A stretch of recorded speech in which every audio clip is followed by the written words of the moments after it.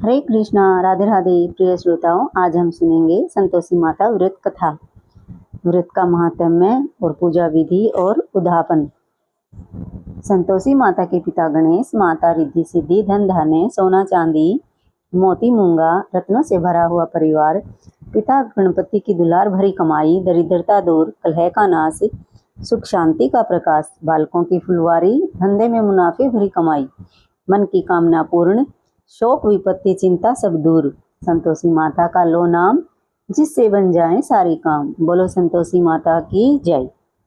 इस व्रत को करने वाला कहते हुए सुनते समय हाथ में गुड़ और भुने हुए चने रखें तथा सुनने वाले संतोषी माता की जय जयकार करें। मुख से बोलते जाएं, कथा समाप्त होने पर हाथ का गुड़ चना गौ माता को खिलावे। कलश में रखा हुआ गुड़ चना सबको प्रसाद के रूप में बांट दे। कथा से पहले कलश को जल से भरे, उसके ऊपर गुड़ चने से भरा कटोरा रखें। कथा समाप्त कर आरती करने के बाद कलश के जल को घर में सब जगहों पर छिड़कें और बचा हुआ जल तुलसी की क्यारी में डाल दें। 1.25 रुपये का गुड़ चना लेकर माता का व्रत करें। गुड़ घर में हो तो लेवे, विचार न करें, क्योंकि माता भावना की भूखी है, कम ज्यादा का कोई विचार नहीं। इसलिए जितना बन पड़े श्रद्धा से समर्पित करें। श्रद्धा और प्रेम से प्रसन्न मन हो सदैव व्रत करना चाहिए। व्रत के उद्यापन में 2.5 सेर खाजा, मोमनदार पूड़ी, खीर, चने का साग नैवेद्य रखें। घी का दीपक जलाकर संतोषी माता की जय जयकार बोले तथा नारियल फोड़े। इस दिन घर में कोई खटाई न खावे और न स्वयं खावे, किसी दूसरे को भी न खाने दे। कुटुंबी न मिले तो ब्राह्मणों के, रिश्तेदारों के या पड़ोसियों के बालक बुलावे। उन्हें खटाई की कोई वस्तु न दे तथा भोजन कराकर यथाशक्ति दक्षिणा देवी। नगद पैसे न दे, कोई भी वस्तु दक्षिणा में दे। व्रत करने वाला कथा सुन प्रसाद ले, एक समय भोजन करे। इससे माता प्रसन्न होगी, दुख दरिद्रता दूर होगी तथा मनोकामना पूरी होगी। अब सुनते हैं संतोषी माता की व्रत कथा। एक बुढ़िया थी और उसके 7 बेटे थे। 6 कमाने वाले थे और एक निकम्मा था। बुढ़िया माँ 6 पुत्रों की रसोई बनाती, भोजन कराती और पीछे से जो कुछ भी बचता उसे 7वें को दे देती थी। परंतु 7वां पुत्र बड़ा ही भोला भाला था, मन में विचार न करता। एक दिन वह अपनी बहू से बोला, देख मेरी माता का मुझ पर कितना प्रेम है। वह बोली, क्यों नहीं, सबका बचा हुआ झूठा तुमको खिलाती है। वह बोला, ऐसा नहीं हो सकता, मैं जब तक अपनी आंखों से न देख लूं मान ही नहीं सकता। बहू ने हंसकर कहा, देख लोगे तब मानोगे। कुछ दिन बाद एक बड़ा त्योहार आया। घर में 7 प्रकार के भोजन और चूरमा के लड्डू बने। वह परीक्षा लेने के लिए सिर दर्द का बहाना बनाकर पतला कपड़ा सिर पर ओढ़कर रसोई में सो गया और कपड़े में से सब देखता रहा। 6 भाई भोजन करने आए। उसने देखा माँ ने उनके लिए सुंदर सुंदर आसन बिछाए हैं, 7 प्रकार की रसोई परोसी है। वह आग्रह करके जिमाती रही। वह देखता रहा। 6 भाई जब भोजन कर उठे तब माँ ने उनकी झूठी थालियों में से लड्डुओं के टुकड़ों को उठाया और एक लड्डू बनाया। जूठन साफ कर बुढ़िया माँ ने पुकारा, उठ बेटा, 6 भाई भोजन कर गए हैं, अब तू ही बाकी है, उठ भोजन कर ले। उसने कहा, माँ मुझे भोजन नहीं करना, मैं परदेश जा रहा हूँ। माता ने कहा, कल जाना हो तो आज ही जा। वह बोला, हाँ हाँ आज ही जा रहा हूँ। यह कहकर वह घर से निकल गया। चलते समय बहू की याद आई। वह गौशाला में कंडे थाप रही थी। जाकर बोला, हम जावे परदेश को, आवेंगे कुछ काल, तुम रहियो संतोष से धर्म आपनो पाल। 2 निशानी आपने देख धरूं मैं धीर, सुधी हमारी मत बिसारियो, रखियो मन गंभीर। वह बोला, मेरे पास तो कुछ नहीं है, अंगूठी है, सो ले लो और अपनी कुछ निशानी मुझे दे दो। वह बोली, मेरे पास क्या है, यह गोबर भरा हाथ है। यह कहकर उसकी पीठ पर गोबर के हाथ की थाप मार दी और वह चल दिया। चलते चलते दूर देश में पहुंचा। वहां पर एक साहूकार की दुकान थी। वहां जाकर बोला, सेठ जी मुझे नौकरी पर रख लो। साहूकार को जरूरत थी। साहूकार ने कहा, काम देख कर दाम मिलेंगे। साहूकार की नौकरी मिली। वह सवेरे 7 बजे से रात्रि 12 बजे तक काम करने लगा। कुछ दिन में ही दुकान का लेन देन, हिसाब किताब, ग्राहकों को माल बेचना, सारा काम करने लगा। साहूकार के 7-8 नौकर थे। वे सब चक्कर खाने लगे। वह बहुत होशियार बन गया है। सेठ ने भी काम देखा और 3 महीने में इनसे मुनाफे का साझेदार बना लिया। 12 वर्ष में तो वह नामी सेठ बन गया और मालिक सारा कारोबार उस पर छोड़कर बाहर चला गया। इधर बहू पर क्या बीती सो सुनो। सास ससुर उसे दुख देने लगे, सारी गृहस्थी का काम कराकर उसे लकड़ी लेने जंगल में भेज दी। इसी बीच घर की रोटियों के आटे में से जो भूसी निकलती उसकी रोटी बनाकर रख दी जाती और फूटे नारियल की कटोरी में पानी। इस तरह दिन बीतते रहे। एक दिन वह लकड़ी लेने जा रही थी कि रास्ते में बहुत सी स्त्रियां संतोषी माता का व्रत करती दिखाई दी। वहां वह खड़ी होकर कहने लगी, बहनों, यह तुम किस देवता का व्रत करती हो और इसके करने से क्या पुण्य होता है? इस व्रत के करने की क्या विधि है? यदि तुम अपने इस व्रत का विधान मुझे समझाकर कहोगी तो मैं तुम्हारा बड़ा एहसान मानूंगी। तब उनमें से एक बोली, सुनो, यह संतोषी माता का व्रत है। इसके करने से निर्धनता दरिद्रता का नाश होता है, लक्ष्मी आती है, मन की चिंताएं दूर होती हैं, घर में सुख शांति होने से मन को प्रसन्नता और शांति मिलती है।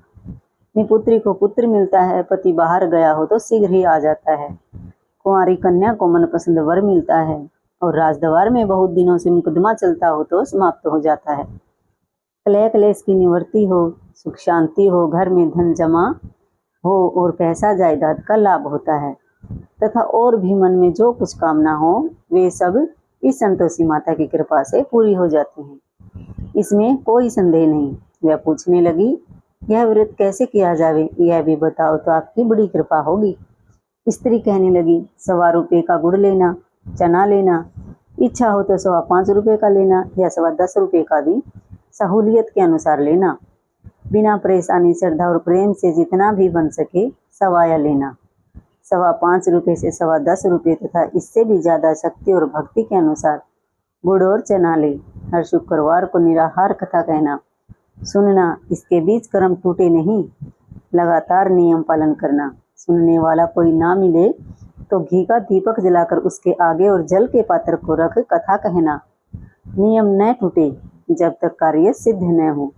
नियम पालन करना और कार्य सिद्ध हो जाने पर ही व्रत का उद्यापन करना। 3 मास में माता पूरा फल प्रदान करती है। यदि किसी के खोटे ग्रह हों तो भी माता 1 वर्ष में अवश्य कार्य सिद्ध करती है। कार्य सिद्ध होने पर ही उद्यापन करें, बीच में नहीं। उद्यापन में 2.5 सेर आटे का खाजा तथा इसी अनुसार से खीर तथा चने का साग तैयार करना। 8 लड़कों को भोजन कराना, जहाँ तक मिले देवर जेठ भाई बंधु और कुटुंब के ही लड़के लेना। अगर ना मिले तो रिश्तेदारों और पड़ोसियों के लड़के बुलाना, उन्हें भोजन करा, यथाशक्ति दक्षिणा दे, माता का नियम पूरा करना। उस दिन घर में कोई भी खटाई न खावे। यह सुन बुढ़िया की बहू चल दी। रास्ते में लकड़ी के बोझ को बेच दिया और उन पैसों से गुड़ चना ले माता के व्रत की तैयारी कर आगे चली और सामने मंदिर देख पूछने लगी, यह मंदिर किसका है? सब कहने लगे, यह संतोषी माता का मंदिर है। यह सुन माता के नियम कुछ जानती नहीं। मैं बहुत दुखी हूँ, हे माता जगजननी, मेरा दुख दूर कर, मैं तेरी शरण में हूँ। माता को दया आई। एक शुक्रवार बीता कि दूसरे शुक्रवार को ही उसके पति का पत्र आया और तीसरे को उसका भेजा हुआ पैसा आ पहुंचा। यह देखकर जेठानियां मुंह सिकोड़ने लगी। इतने दिनों बाद पैसा आया, इसमें क्या बढ़ा हुआ है? लड़के ताने देने लगे। काकी के पास अब पत्र आने लगे, रुपया आने लगा। अब तो काकी की खातिर बढ़ेगी, अब तो काकी बुलाने से भी नहीं बोलेगी। बेचारी सरलता से कहती, भैया पत्र आवे रुपया आवे तो हम सब के लिए ही अच्छा है। ऐसा कहकर आंखों में आंसू भरकर संतोषी माता के मंदिर में जाकर मातेश्वरी के चरणों में गिरकर रोने लगी। हे माँ, मैंने तुमसे पैसा नहीं मांगा, मुझे पैसे से क्या काम है? मुझे तो अपने सुहाग से काम है। मैं तो अपने पति के दर्शन मांगती हूँ और सेवा मांगती हूँ।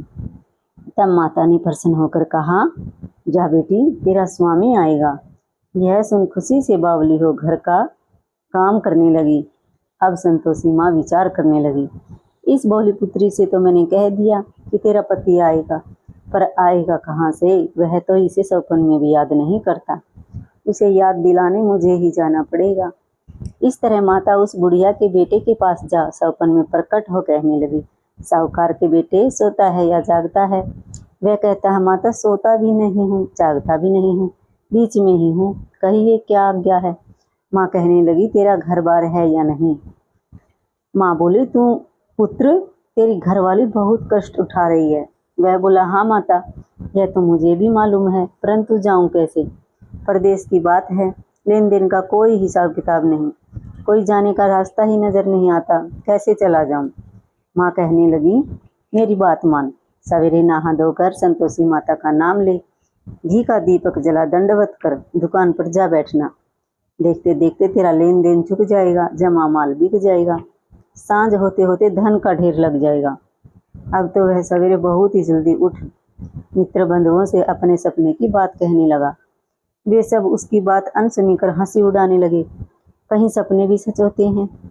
एक बूढ़ा बोला, देख भाई, मेरी बात मान, इस तरह सच या झूठ कहने के बदले देवता ने जैसे तुम्हें कहा है वैसा ही कर, ऐसा करने में तेरा क्या जाता है? अब बूढ़े की बात मानकर नहा धोकर संतोषी माता को दंडवत कर घी का दीपक जलाकर दुकान पर जा बैठा। थोड़ी देर में वह क्या देखता है कि देने वाले रुपया लाए, लेने वाले हिसाब लाए, कोठे में भरे सामानों के खरीदार नगद में सौदा करने लगे। शाम तक धन का ढेर लग गया। मन में माता का नाम ले प्रसन्न हो घर जाने के वास्ते गहना कपड़ा सामान खरीदने लगा। यहाँ के काम से निपट कर घर को रवाना हुआ। इधर उसकी बहू बेचारी जो जंगल में लकड़ी लेने जाती है, लौटते वक्त माताजी के मंदिर पर विश्राम करती है। वह तो उसका रोज रुकने का स्थान ठहरा। दूर से धूल उड़ती देख वह माता से पूछती है, हे माता, यह धूल कैसे उड़ रही है? माँ कहती है, हे पुत्री, तेरा पति आ रहा है, अब तू ऐसा कर, लकड़ियों के 3 बोझ बना, एक नदी के किनारे पर रख, दूसरा मंदिर पर और तीसरा तेरे सिर पर। तेरे पति को लकड़ी का गट्ठा देखकर मोह पैदा होगा, वह यहाँ रुकेगा, नाश्ता पानी बना खाकर माँ से मिलने जाएगा। तू लकड़ी का बोझ उठाकर जाना और बीच चौक में गट्ठा डालकर 3 आवाजें जोर से लगाना, लो सासू जी, लकड़ियों का गट्ठा लो, भूसी की रोटी दो, नारियल के खोपड़े में पानी दो, आज कौन मेहमान आया है? माँ की बात सुनकर वह बोली, बहुत अच्छा माता जी। प्रसन्न मन हो लकड़ियों के 3 गट्ठे ले आई, एक नदी के तट पर एक माता के मंदिर पर रखा। इतने में ही वह मुसाफिर आ पहुंचा। सूखी लकड़ी देख उसकी इच्छा हुई कि अब यहाँ निवास करें और भोजन बना खाकर गांव को चले। इस प्रकार भोजन बना विश्राम ले गांव को गया। उसी समय बहू सिर पर लकड़ी का गट्ठा ले आती है। उसने आंगन में डाल जोर से 3 आवाजें देती है, लो सासू जी, लकड़ी का गट्ठा लो, भूसी की रोटी दो, नारियल के खोपड़े में पानी दो, आज कौन सा मेहमान आया है? यह सुनकर उसकी सास अपने दिए हुए कष्टों को भुलाने हेतु कहती है, बहू ऐसा क्यों कहती हो, तेरा पति ही तो आया है, आ बैठ, मीठा भात खाकर कपड़े गहने पहन। इतने में आवाज सुनकर स्वामी बाहर आता है और अंगूठी देख व्याकुल हो जाता है। माँ से पूछता है, यह कौन है? माँ कहती है, बेटा, यह तेरी बहू है। आज 12 वर्ष हो गई जब से तू गया है, तब से सारे गांव में जानवर की तरह भटकती फिरती है, काम काज घर का कुछ नहीं करती, 4 समय आकर खा जाती है। अब तुझे देखकर भूसे की रोटी और नारियल के खोपड़े में पानी मांग रही है। वह लज्जित हो बोला, ठीक है माँ, मैंने इसे भी देखा है और तुम्हें भी, अब मुझे दूसरे घर की चाबी दो, मैं उसमें रहूंगा। ठीक है बेटा, जैसी तेरी मर्जी। यह कहकर माँ ने चाबी का गुच्छा पटक दिया। उसने चाबी का गुच्छा लेकर दूसरे कमरे को खोलकर सारा सामान जमाया। एक दिन में ही वहां राजा के महल जैसा ठाठ बाट बन गया। अब क्या था, वह सुख भोगने लगी। उसके पश्चात अगला शुक्रवार आया। उसने अपने पति से कहा, मुझे माता का उद्यापन करना है। उसका पति बोला, बहुत अच्छा, खुशी से कर ले। तुरंत ही वह उद्यापन की तैयारी करने लगी। जेठ के लड़कों को भोजन के लिए कहने गई। उसने मंजूर किया, परंतु पीछे जेठानी अपने बच्चों को सिखलाती है, देखो रे, भोजन के समय सब लोग खटाई मांगना, जिससे उसका उद्यापन पूरा न हो। लड़के जिमने गए, खीर पेट भर कर खाई, परंतु बात याद आते ही कहने लगे, हमें कुछ खटाई खाने को दो, खीर खाना हमें नहीं बाता, देखकर अरुचि होती है। लड़के उठ खड़े हुए, बोले, पैसा लाओ। बोली बहू कुछ नहीं जानती थी, इसलिए उन्हें पैसे दे दिए। लड़के उसी समय उठ करके इमली ले खाने लगे। यह देख कर बहू पर माता जी ने कोप किया। राजा के दूत उसके पति को पकड़ कर ले गए। जेठ जेठानी मन माने खोटे वचन कहने लगे। लूट लूट कर धन इकट्ठा कर लाया था, सो राजा के दूत से पकड़ कर ले गए हैं। अब सब मालूम हो जाएगा जब जेल की रोटी खाएगा। बहू से यह वचन सहन नहीं हुए। रोती रोती माता के मंदिर में गई और कहने लगी, हे माता, तुमने यह क्या किया? हंसाकर क्यों रुलाने लगी? माता बोली, पुत्री तूने उद्यापन करके मेरा व्रत भंग किया है, इतनी जल्दी सब बातें भुला दी। वे कहने लगी, माता भूली तो कुछ नहीं हूँ और न ही कुछ अपराध किया है, मुझे तो लड़कों ने भूल में डाल दिया, मैंने भूल से उन्हें पैसे दे दिए, मुझे क्षमा कर दो माँ। माँ बोली, अब भूल मत करना। वह बोली, अब भूल नहीं होगी, अब बताओ वे कैसे आवेंगे माँ। माँ बोली, पुत्री जा, तेरा पति तुझे रास्ते में ही आता मिलेगा। वह निकली, रास्ते में पति आता मिला। उसने पूछा, तुम कहाँ गई थी? वह कहने लगा, इतना धन कमाया है, उसका टैक्स राजा ने मांगा था, वही भरने गया था। वह प्रसन्न होकर बोली, भला हुआ, अब घर चलो। कुछ दिन बाद फिर शुक्रवार आया। वह बोली, मुझे माता का उद्यापन करना है। पति ने कहा, करो। वह फिर जेठ के लड़कों से भोजन को कहने लगी। जेठानी ने एक दो बातें सुनाई और लड़कों को सिखा दिया कि तुम लोग पहले ही खटाई मांगना। लड़के खाना खाने से पहले ही कहने लगे, हमें खीर खाना नहीं भाता, जी बिगड़ता है, कुछ खटाई खाने को दो। बहू बोली, खटाई खाने को नहीं मिलेगी, खाना हो तो खाओ। यह कहकर वह ब्राह्मण के लड़कों को बुलाकर भोजन कराने लगी। यथाशक्ति दक्षिणा की जगह एक एक फल उन्हें दिया। इससे संतोषी माता प्रसन्न हो गई। माता की कृपा से ही उसे 9वें महीने चंद्रमा के समान सुंदर पुत्र प्राप्त हुआ। पुत्र को लेकर प्रतिदिन माता जी के मंदिर को जाने लगी। माँ ने सोचा कि ये रोज आती है, आज क्यों न मैं ही इसके घर चलूं, इसका आसरा देखूं तो सही। यह विचार कर माता ने भयानक रूप बनाया। गुड़ और चने से सना मुख, ऊपर से सूंड के समान मोटा होठ, उस पर मक्खियां भिन भिना रही हैं। देहरी में पैर रखते ही उसकी सास चिल्लाई, देखो रे, कोई चुड़ैल डाकिनी चली आ रही है, लड़को इसे भगाओ, इसे भगाओ, नहीं तो किसी को खा जाएगी। लड़के डरने लगे, चिल्लाकर खिड़की बंद करने लगे। बहू रोशनदान में से सब कुछ देख रही थी। प्रसन्नता से पगली होकर चिल्लाने लगी, आज मेरी माता मेरे घर आई है, यह कहकर बच्चे को दूध पिलाने से हटाती है। इतने में सास का क्रोध फूट पड़ा। मेरी बहू इसको देखकर कैसे उतावली हुई, जो बच्चे को दूध पिलाने से हटा दिया। इतने में माँ के प्रताप से जहाँ देखो वहाँ लड़के ही लड़के नजर आने लगे। बहू बोली, माँ जी, मैं जिनका व्रत करती हूँ यह वही संतोषी माता है। इतना कहकर झट से सारे घर के किवाड़ खोल दिए। सबने माता के चरण पकड़ लिए और विनती कर कहने लगे, हे माता, हम मूर्ख हैं, हम अज्ञानी हैं, तुम्हारे व्रत की विधि हम नहीं जानते, तुम्हारा व्रत भंग कर हमने बड़ा अपराध किया है। हे माता, आप हमारे अपराध को क्षमा करो। इस प्रकार माता प्रसन्न हुई।